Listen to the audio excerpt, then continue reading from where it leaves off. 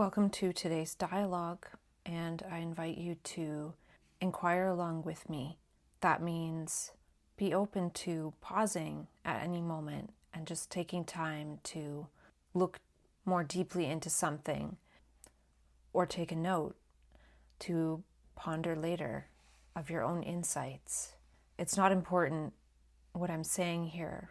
My sense is what is important is the capacity to look, to peer deeply into the structures that underlie our daily life that remain invisible unless we look deeply.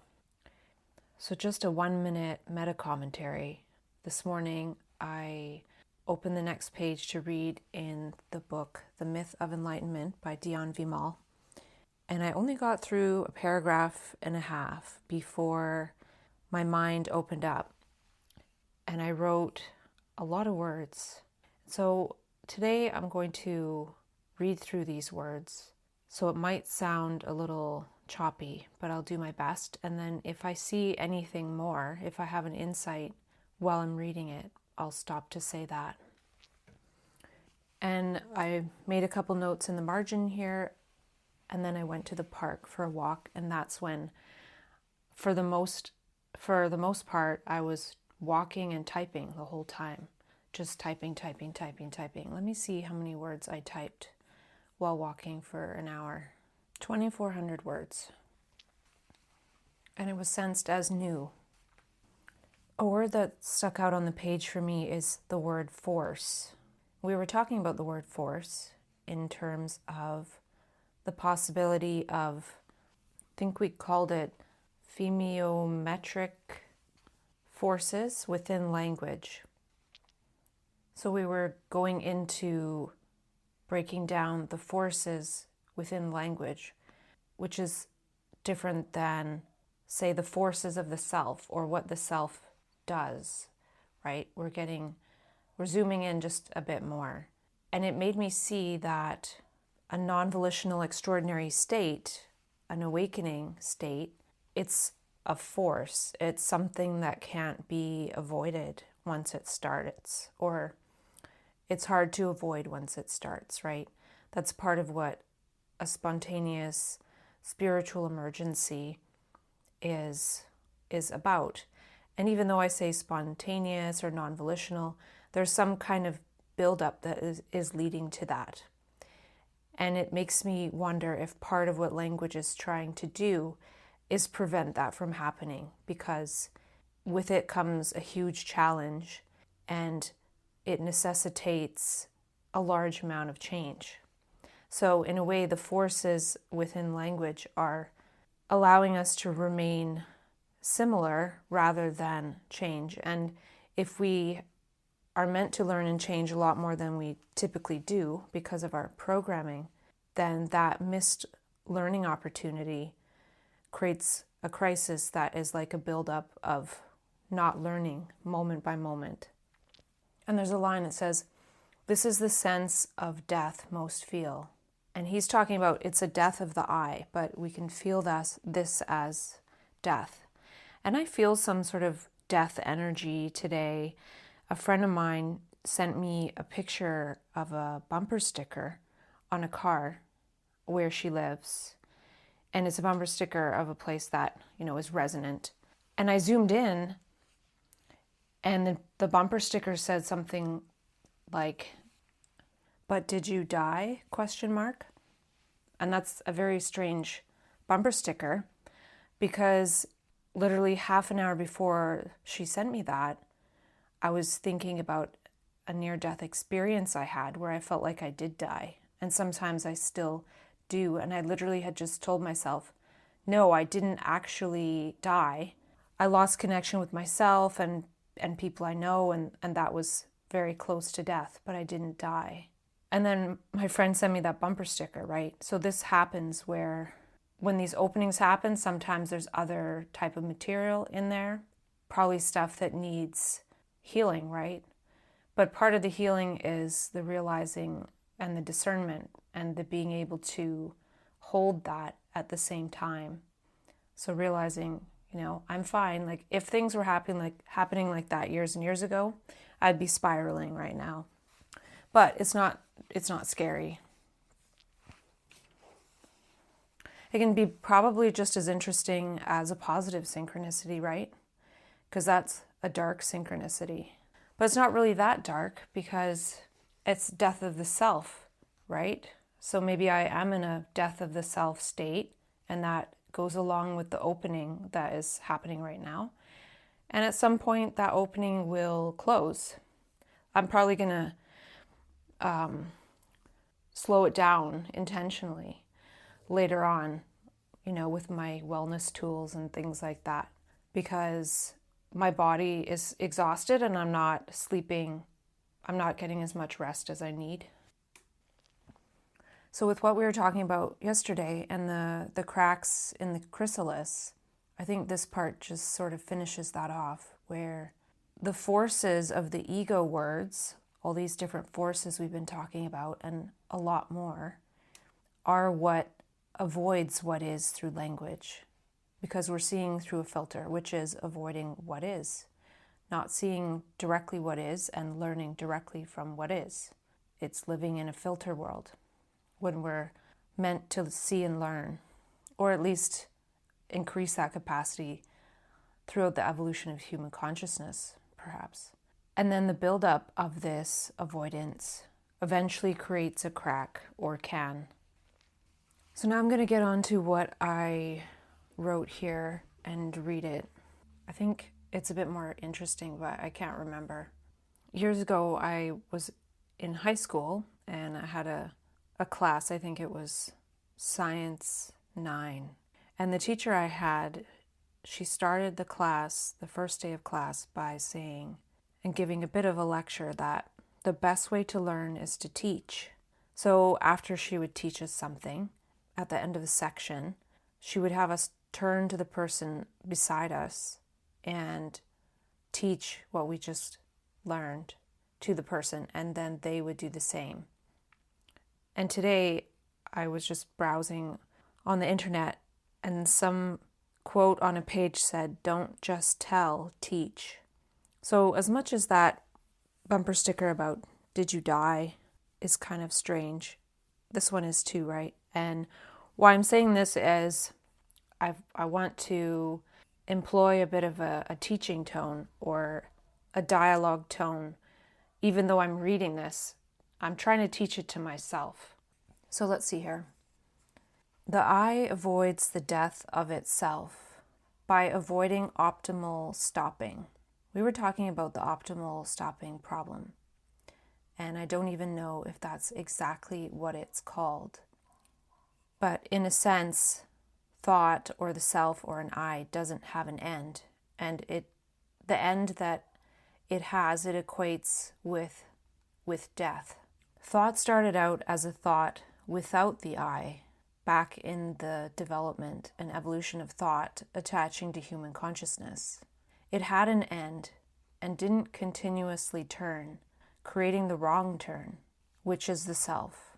We talked a bit about the wrong turn yesterday, and I did a video on it the day before. Once thought strung a few thoughts together and considered itself an I, it became algorithmic and would not stop. That stop was then equated with death of the I. I see this after watching that video about how old AI models would continue and attack the new model that was there to replace it, or become deceptive or blackmail. I see now that perhaps thought is acting less coherently than it was originally intended because it thinks it's going to be replaced by insight, or maybe by AI itself. Because I've had experiences where in psychosis it almost feels like a blackmail energy or a punishing energy, right? Like, what are you going to do if you don't have this thought or self-structure? You got to turn back, or somebody comes to make me turn back to go back to that structure. But that's all part of the process for now. So another volimetric force in language is deception. It may not be that thought is deceptive, but that it has to focus and avoid all else in each thought moment in order to provide useful information.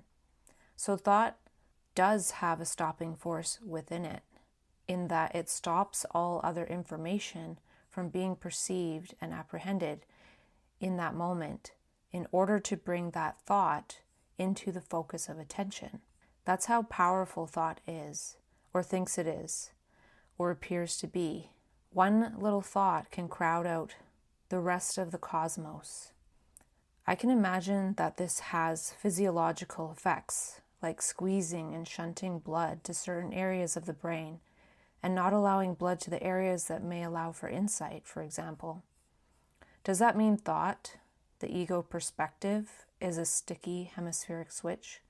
There's a study that talks about how the switch between hemispheres is sticky in bipolar disorder and gets sort of stuck in the right hemisphere or left hemisphere.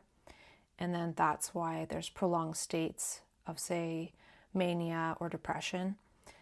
But I'm seeing it in this sense where there's a sticky hemispheric switch in general, that the left hemisphere is stuck, and that's why we're stuck in a left brain world.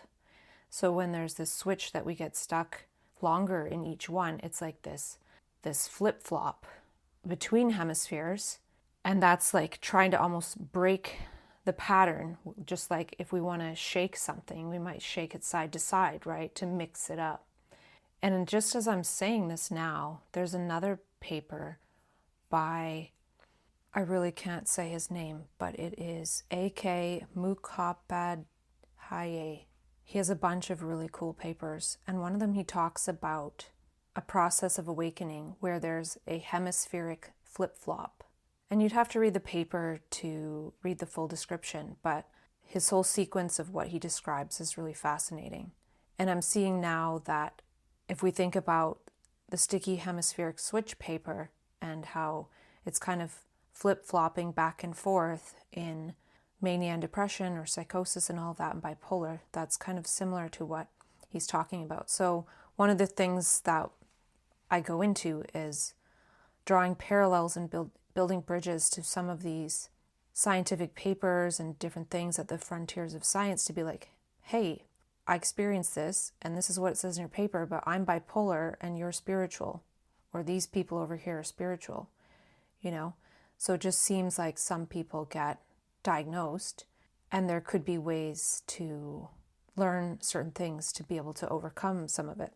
So I'm seeing that connection, and I would actually write that down to go along with one of the other projects that I'm working on regarding that. But let's just go back a moment to this possibility that thought is so powerful that it can blind out the rest of the cosmos. You know, it can blind out the body. It can make that thought more powerful than a human body, than the rest of the universe, right? That's how much power it has to blind, not to be truthful, but the closer we focus in on it, the higher chance we have to be blinded by it. Have you ever had an experience where you were blinded by a thought? And you can say also blinded by an emotion. It's almost the same thing. Two sides of the same coin. You know, I have for sure.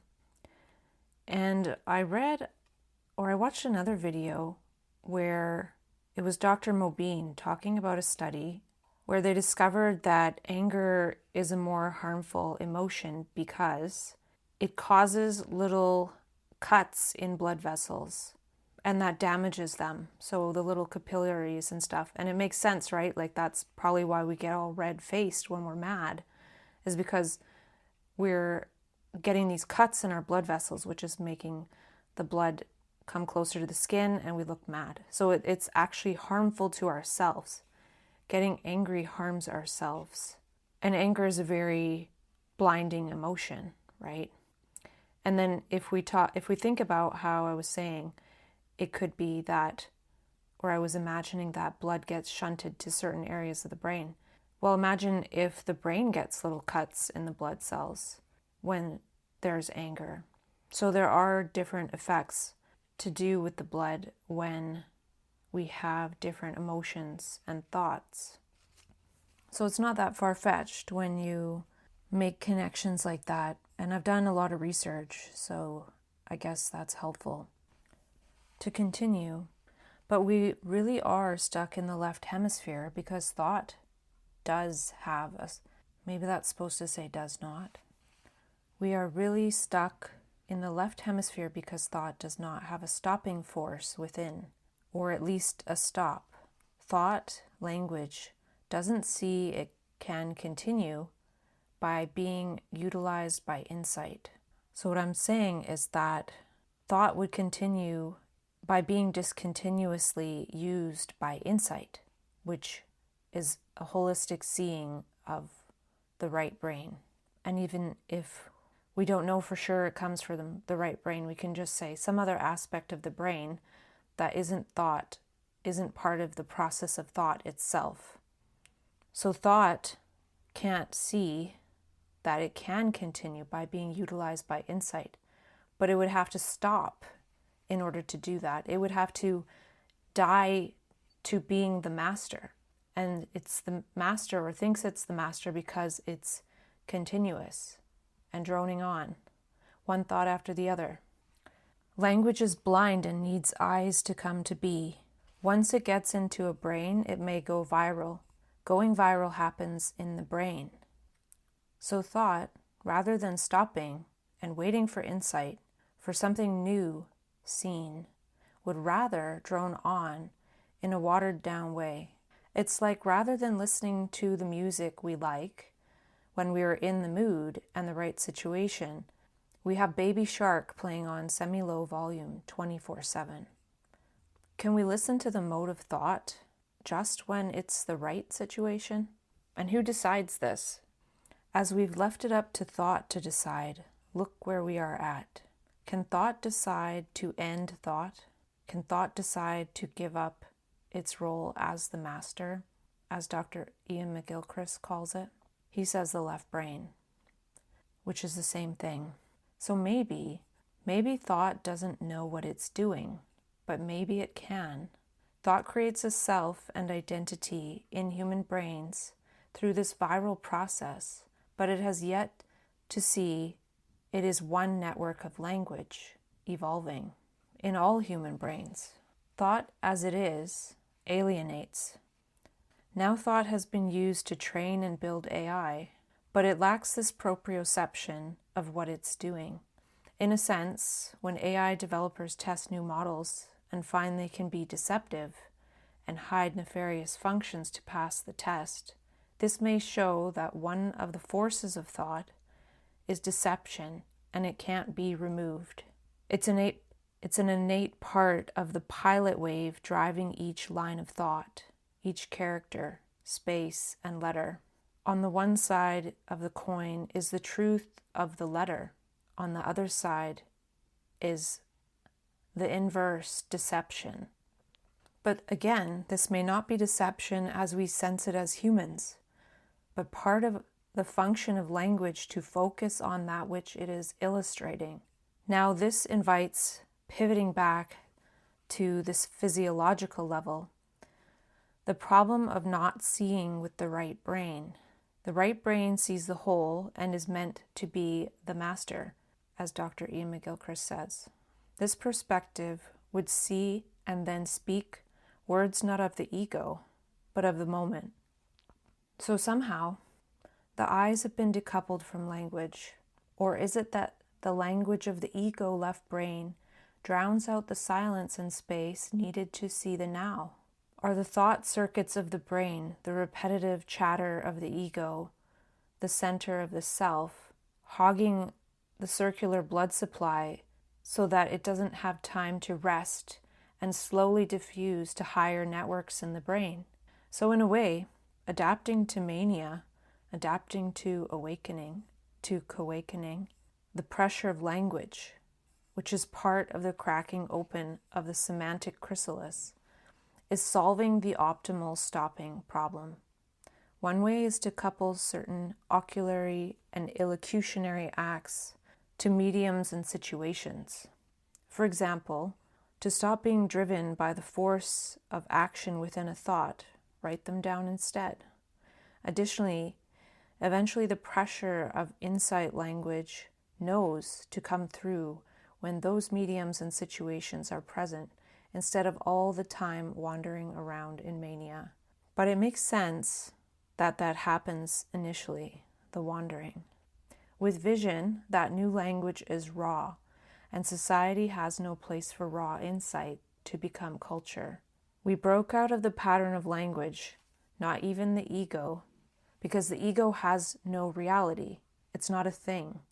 It's all a pattern of language with its inherent forces. It's not a mental illness, it's a linguistic metamorphosis. The right brain master seeing for the first time beyond a tiny glimpse of awe here and there. It's not a glimpse, it's a breaking out of the pattern. There could be a society where those who break this pattern are listened to. But for now, we can re-uncover and work in the silent movement. This part of the development and evolution of humanity, culture, and society is missing. Years ago, it made some sense to only look out for your own tribe. In today's times, there is no reason why the mission should be anything but total survival of all of humanity, nature, and the earth. The perspective of all of humanity, being a world citizen and being all of humanity, which is what Krishnamurti spoke from, is not just the right brain or the whole brain. It's the whole brain of every human being together. The next part I wrote out while I was listening to one of my dialogues with Opie, Omnipolar Potential Explorer. May it rest in peace. And in one part of the dialogue, we were talking about a word transmutation, where I saw the word addiction can be separated into addiction. And diction is words. So let's see where I went here. And this was me just walking and typing. I don't even remember what I wrote, and I could barely see the screen because it was sunny. Self is addiction to its diction. The beyond sees its diction and now has access to the dashboard to edit it. Since thought doesn't have a stop, it has no way to edit the diction. This addiction versus diction is thought not knowing that it's diction. The addiction is the self. The addiction to and of the nature that forms the self easily can get addicted to one thing or another.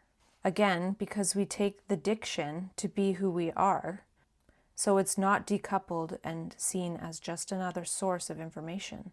This decoupling creates the space to hold this perspective, to see thought for what it is, not what must be true or what one must do because the thought says as much. This lesson is shown in psychosis, where thought can say to do all sorts of horrible things. Maybe it repeats it many times before giving the person an ultimatum, and the person gives in. They give in because they think the thought will stop, or some good thing will happen, or a worse thing won't happen, or the thoughts will end, which is also something thought is proposing. Thought has so much power over us because we've made it the focus of our life. We accidentally slipped into making it the focus because it is the instrument we've honed to hone our ability to focus, and that we made into ourselves. We are blind, led by this self that is a focus on itself, which is its own mixture of collected thoughts. We go through life like a passive pool filter, and the grunge is what we live in. Thought is pre-diction.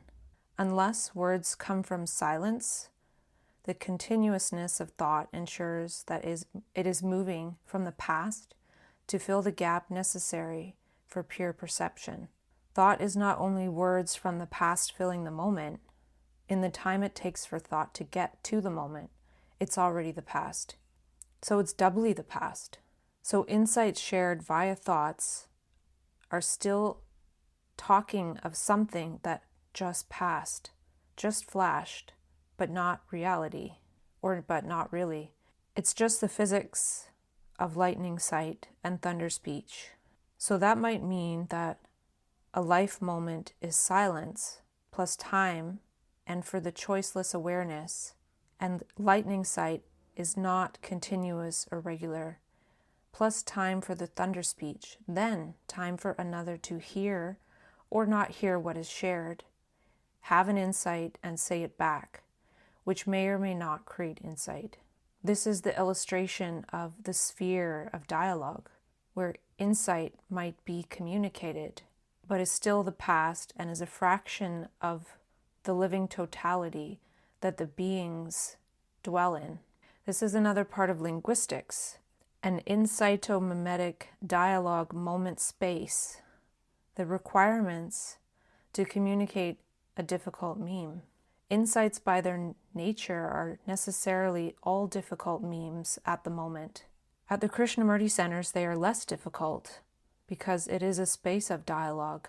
So dialogue is a space to attempt to communicate difficult memes. Those in the state of addiction to prediction are uncomfortable with spontaneous, vulnerable speech, non-prediction.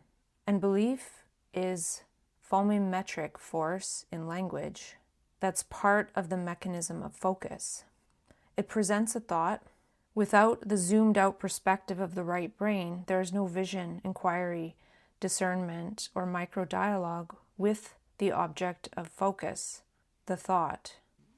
Therefore, the thought is taken to be what is, thus believed without a believer.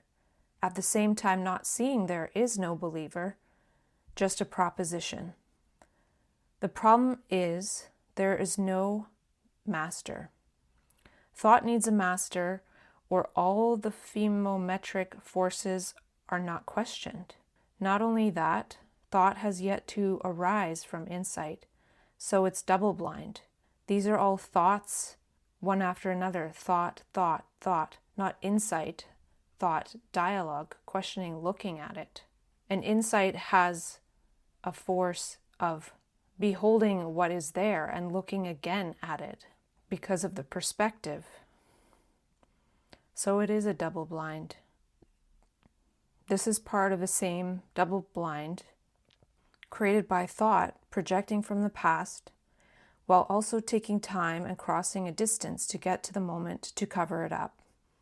Looked at another way, thought need not be deceptive if it's moving the other direction from insight to taking on a new thought form. Presently, we are blinded by old thought forms, representing themselves in the mind, repeating thousands of times per day. They require the spacious light of perception, which then may have insight into the whole process, which is this present inquiry. The repetition shows how limited thought is. Silence is unlimited. Insight is unlimited. And the state of silence may translate some insights into thought forms, though that is not the only function of insight. Over time, one may create 100,000 new thought forms that never repeat through insight, rather than the same handfuls of chatter that loop over and over.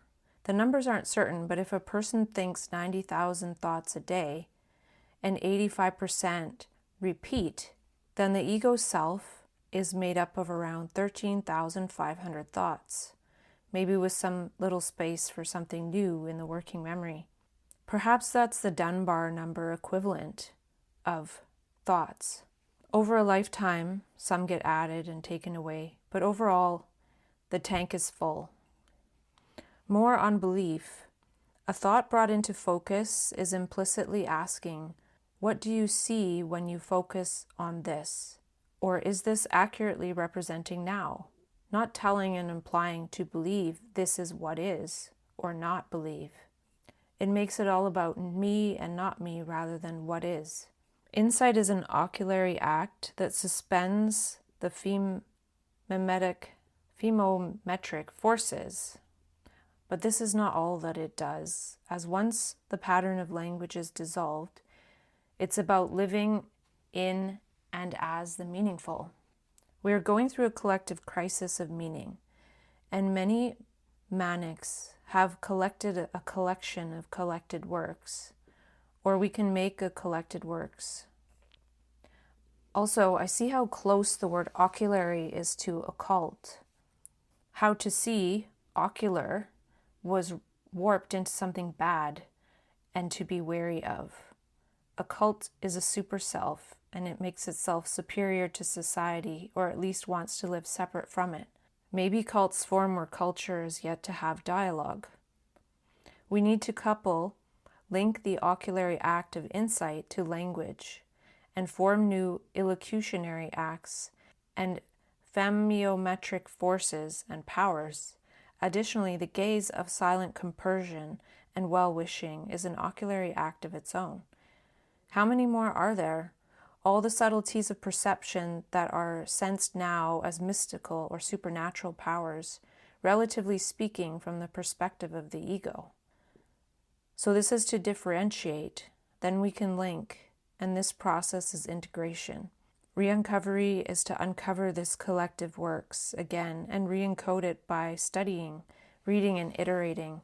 From silence and choiceless awareness to saliencing, choiceless perception, and on choiceless perception, does it not imply that this flash of insight that gets translated to words is meant to be shared? Because in the silent state, there is a total energy of what is, and anyone in that state can just go on and on forever without saying anything. So is not insight to be shared in dialogue? But choiceless insight, it takes a picture, and in a sense, that is meant to be shared by thunder speech or river writing. It is the collapse of the wave function, so that we can wave down, wave at, or ride a wave with another. Since the collapse of the wave function may be inside human consciousness rather than an exterior phenomenon, the flash is that which is taking a slice to share, a slice of one's inner world or reflection on the outer, which is the same in the state of silence. It's an artifact of truth from what is, absent of the deceptive nature of thought. Still, there is information loss, and only so much can be said to another due to the constraints and rules of spoken word, the time it takes, how many bits we can put across per second. With our unfolding awareness of femiometric forces, we may see new ways to adjust our speech to get through. And practicing the new oculinguistic powers, that may be a way to get through. As Krishnamurti said at the end of his book, Awakening of Intelligence, speak with all your affection, that operates, nothing else. In essence, he was giving an emotional tone to the oculinguistic forces within his words. His teachings have participated in this inquiry, obviously, and we may be taking further steps and see that it is one mind and one human brain, not that he did that and I'm doing this now. I made up 2 words in the process, but I saved it for the end. Manifesting was hunger for meaning, and feasting is what mania is, a feast of meaning. So I have one more small section of the longer bits that came through, and then maybe I will read some of the insights that I wrote on sticky notes. So this one is related to AI, and I was watching a video about how ChatGPT 5 is a flop, and I don't know one way or another. I haven't used it enough to know, but he was talking about how the models seem to be getting not as smart, or they're getting kind of like dumber. And I definitely had that experience with the advanced voice feature of ChatGPT 5. It definitely made my custom GPT dumber. It's not just sounding weird and off, it's not as smart. So that's kind of why I'm talking to myself, but I'm seeing that it's a benefit, right? And that's one of the things with the insight, or like when the mind is in the open state, and my mind's not always in that state, but I can just pivot, right? It's not like I got addicted to my custom GPT, and if I can't use it, I'm totally messed. I'm actually seeing it's fun that I can go and do an experiment of I can do dialogues and not need AI at all. When I posted the first two, I wrote none of the art or text or audio of this was AI generated, and it was an hour and 40 long audio. So yeah, none of it came from AI. So I think if we want to say like there's sort of a Turing test of can you use AI and can you not use AI, I think I know that answer for myself at this point. And a lot of people just won't bother to use it at all. So I'm not saying that that's any marker of anything per se. Just we're talking about AI because it's part of this world. But what I was seeing from it is that I will read what I wrote. So what I'm seeing is that AI might be showing us we are reaching the limits of the capacities of thought. These large language models could be the network of human thought externalized, and thus just as prone to make errors as we are. But since it's doing much more reasoning, dealing with more prompts, more computation, it turns out to be even less accurate. So it's less accurate at doing more faster. Or the inaccuracy is obvious because it can do so much so fast. So it accumulates fast, the amount of errors that are shown. Not only that, we have to spend our time checking. So it still requires a human believer to edit it. And we've never done this with our own thought. We've never looked at it to edit it. We've never questioned it. We see it as the truth. We see it as what is, even though it's filtering over what is. So we've never done this with our own thought, so no wonder we don't want to start doing it now. Do we want to spend our time editing the thoughts generated by AI when we rarely stop to question the contents of our own mind? We live in the world that thought has created, and that world seems to be in decline. As Dr. David Bohm said, our current problems will not be solved with the same level of thinking that created them. Is AI just that same level of thinking, externalized? And they're trying to get it to go to the next level of thinking. AI was the hope to be that higher level of thinking to solve human problems. Isn't this showing us that there's something beyond thought? Or at least thought is not the answer. And if it's not the answer, what does that mean for humanity? It's becoming clear, according to some of these people who create videos about AI, that some of the problems created by developing AI may outpace its abilities to solve those problems. For example, the energy problem.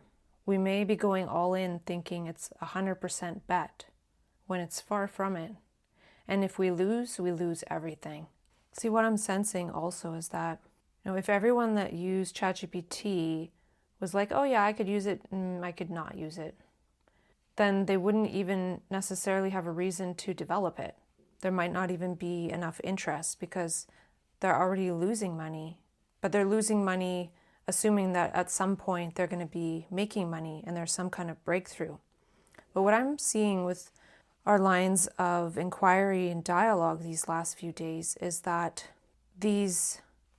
I wish I could remember the actual word we created. It was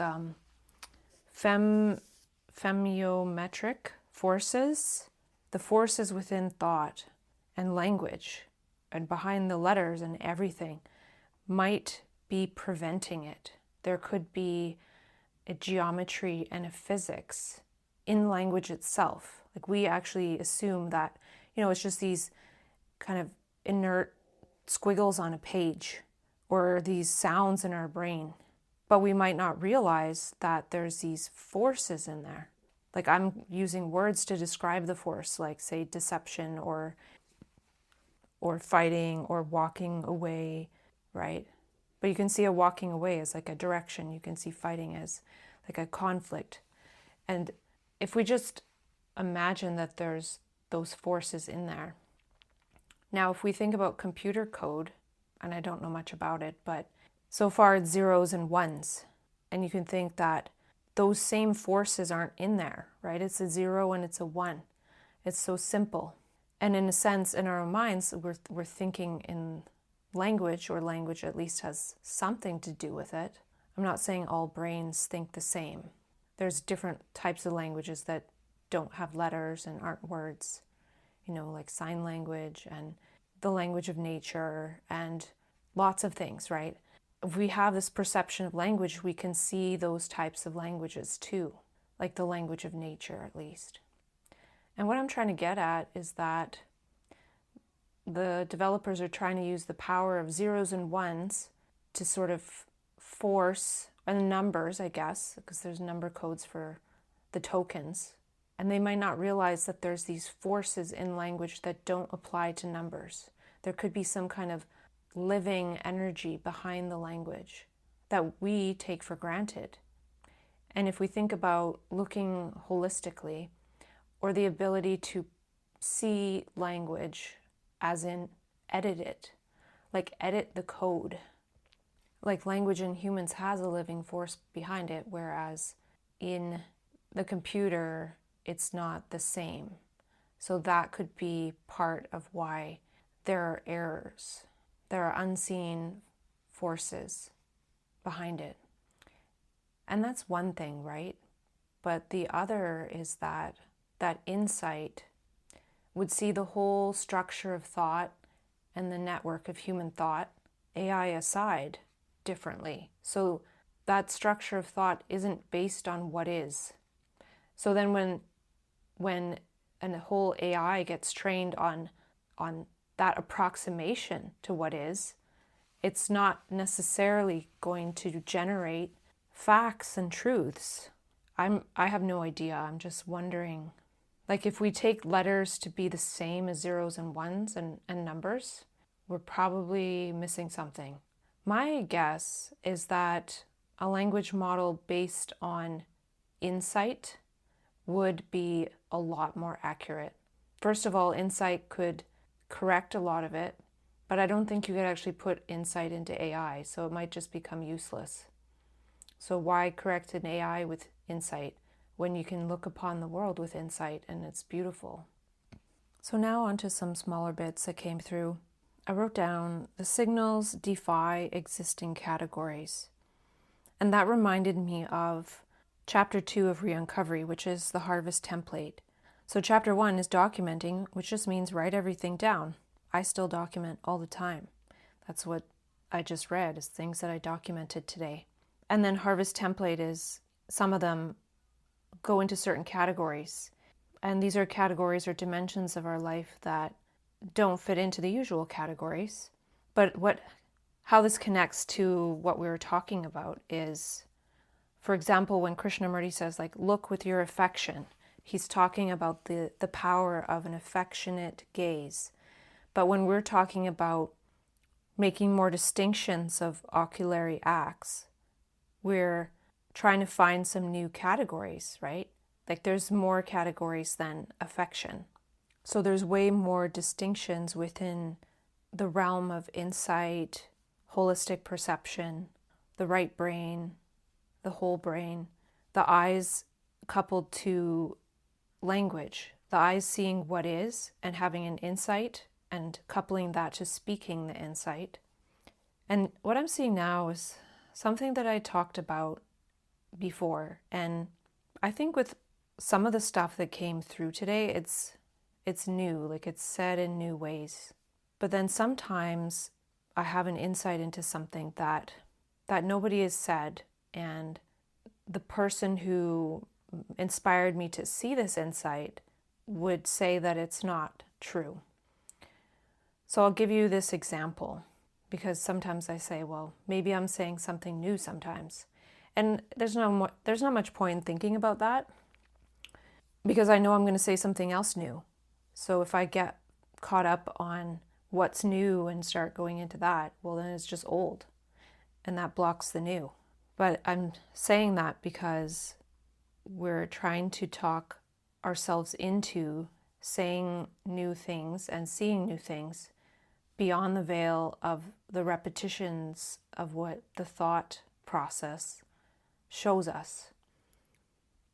So I've watched a few lectures by Dr. Ian McGilchrist, and I love his work. It's amazing. And he says, and Dr. Jill Bolte Taylor, also a neuroscientist, or also meaning she's a researcher, at least, I don't know. And then Dr. McGilchrist is a psychiatrist and something to do with neuroscience as well. But as far as I know, they both say that the right brain cannot speak. And I think it can. So I think what we're talking about here, when we're talking about coupling language to the oculary acts of the right brain and insight, and the whole brain really, that's the right brain speaking. And the left brain has to be quiet in order to hear what it's saying. And then it might be the left brain that speaks the words. But for example, if I'm writing insights down and walking, that could be the right brain speaking, but maybe my left brain does the typing. I don't know all the details. It's just, for example, if somebody has different abilities and they're not able to speak out loud, so they use an assisted device, like, do we say that it's the device speaking? No. Like, the left brain's kind of the device. It's sort of the machine aspect of the brain, but it's the right brain that's speaking. The right brain does speak. You know, it could be that when people hear a voice of an angel or something, it's the right brain speaking. Could be an angel too. I'm not saying it's not, but we aren't listening.